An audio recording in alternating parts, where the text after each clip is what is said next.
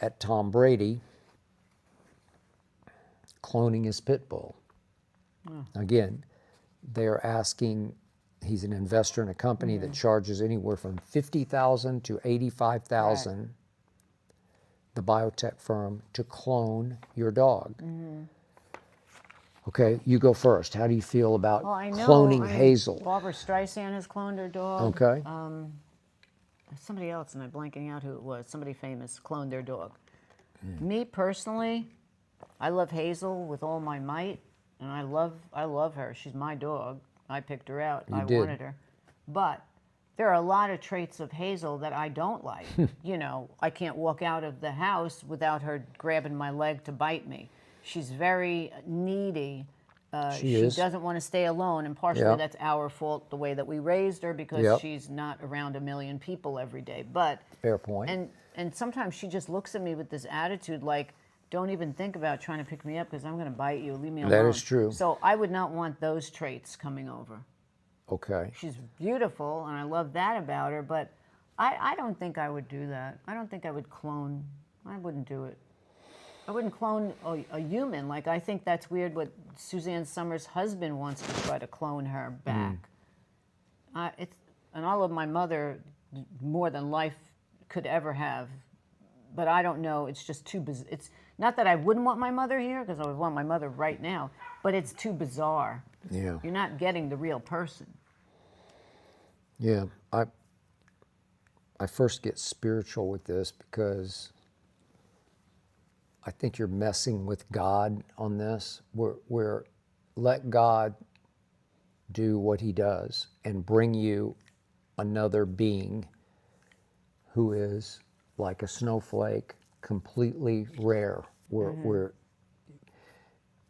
I don't believe, and I could be wrong about this because I haven't actually researched it, but it's just hard for me to believe that if you clone Hazel, that even though what would come out of the womb as a clone would be exactly genetically, physically like her, and look exactly like her and be her exact size, that with those personality traits you're talking about, it's hard for me to believe that they would all exactly equate to the clone. I don't know how they transfer over. It's I'm just not too sure bizarre. they would transfer. I'm just not sure that her personality would be exactly the same as this one's personality, because it is unique. It's kind of like that's kind of like a sci-fi movie.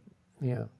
But you're messing with the natural order of things, and I don't think it's to be trifled with, but that's just...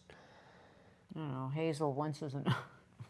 One Once Hazel. is enough of Hazel. Yeah, because there's a big part of you that wouldn't want another Hazel. That, as you say... No, I mean, she's got some craziness to her. I love her with all my heart, and I would fight a bear for her, but she's got a lot of wackiness to her. And I've had a lot of dogs in my life. I've never been without a dog since I was born. We always had 2-3 dogs at a pop. Never do I remember a dog like her. She's got a lot of weirdness, a lot of diva stuff. Like, we've had Pomeranians, Great Danes, German Shepherds, Dobermans. I've had them all. Never did I ever have a temperament and personality like her. I've had several German Shepherds. I've had an Australian Shepherd. I've had lots of dogs. I've had a collie all through my life. I've had dogs. None of those dogs, and from what you've told me, none of your dogs can match her in personality. And it's high risk personality because it's on the edge every second of every day. But she can also be the sweetest dog I've ever had when she's in that mood. But I wonder if all of these people that have Maltese, I've spoken to people like on the street, they all say the same thing, she's a diva. They're all divas. Okay. But living when I grew up with my father, we didn't treat dogs like that. My father, we had a sunroom, like in a sunroom where you keep your pantry and stuff. My father would take a box, cut a cardboard box, we would put rags in it or whatever, and the dog would stay in there. It was not like what I do. Here's a fluffy blanket and put it. We didn't treat dogs like divas. My father, I didn't grow up having money, so my father would buy a 50-pound bag of, my sister and I laugh about it, it was called like kibble, niblets. Niblets, it'd be like $20 for a 50-pound bag. And my father would say, put some water on it, and it would get it wet. It wasn't like a gravy, it was just wet, and the dog would eat it, and the dog lived to 20 years old. We never had any problems. She gets good food, she gets good blankets and whatever, and she's a diva. She gets 24-hour attention. Yeah, she does. So I don't know if it's maybe just Malteses. And you want to talk about separation anxiety? Oh, you If can't one of leave. us tries to leave, she goes berserk. She's a nightmare, You nut. know?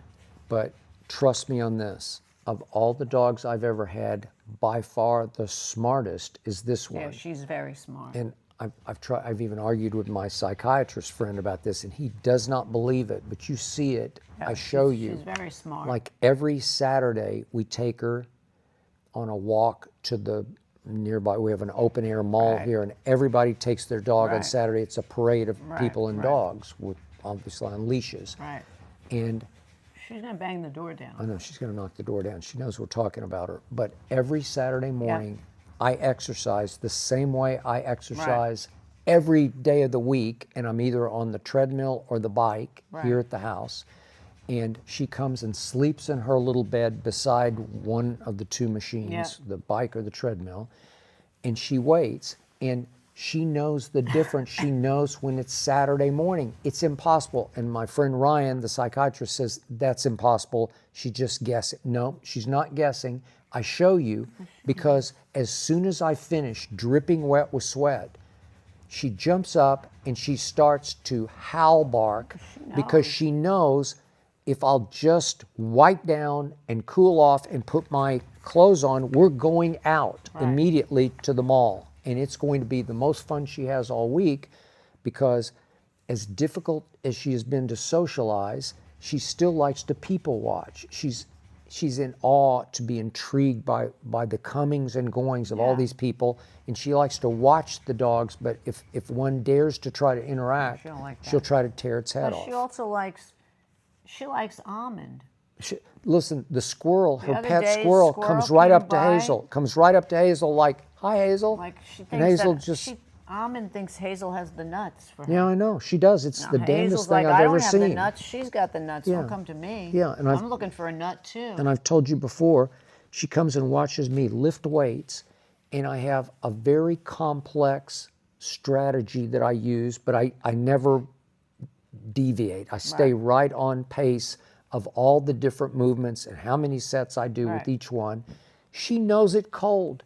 She lies in her bed watching me until she knows I'm on my last set, and she jumps up when I get to my third and final set, and she's wagging her tail like, we're finished. You did it. She's very smart. I mean, that's brilliant. I don't know. I'm sure everybody has little things with their dogs that they have the same thing.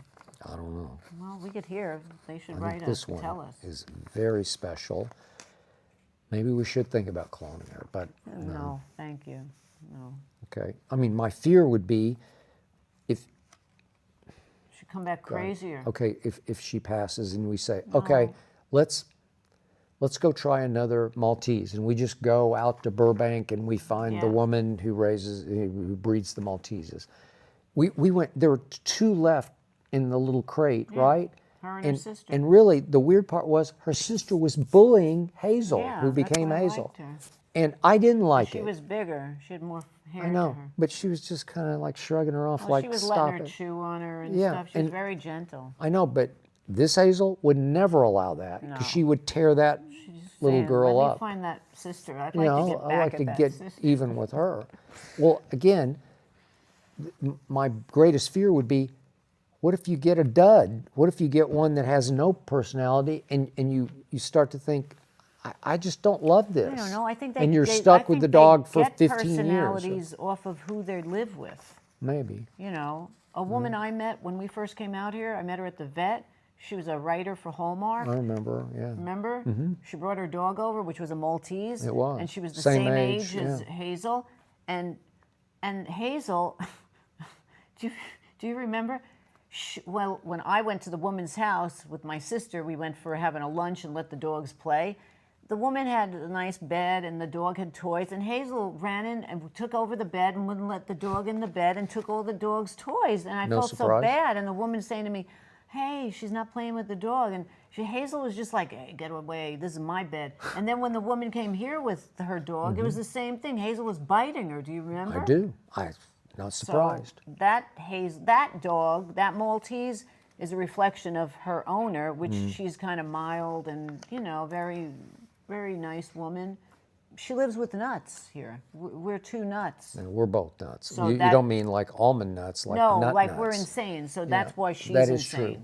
Okay. So the dog. So you think we socialized her to be insane? Yes, We raised her to be we raised her insane. to be insane. I don't know. I think I'm the sane one here. You're the absolute mega insane, but whatever. Hazel, warrior princess. That's all I know. And I love her to death.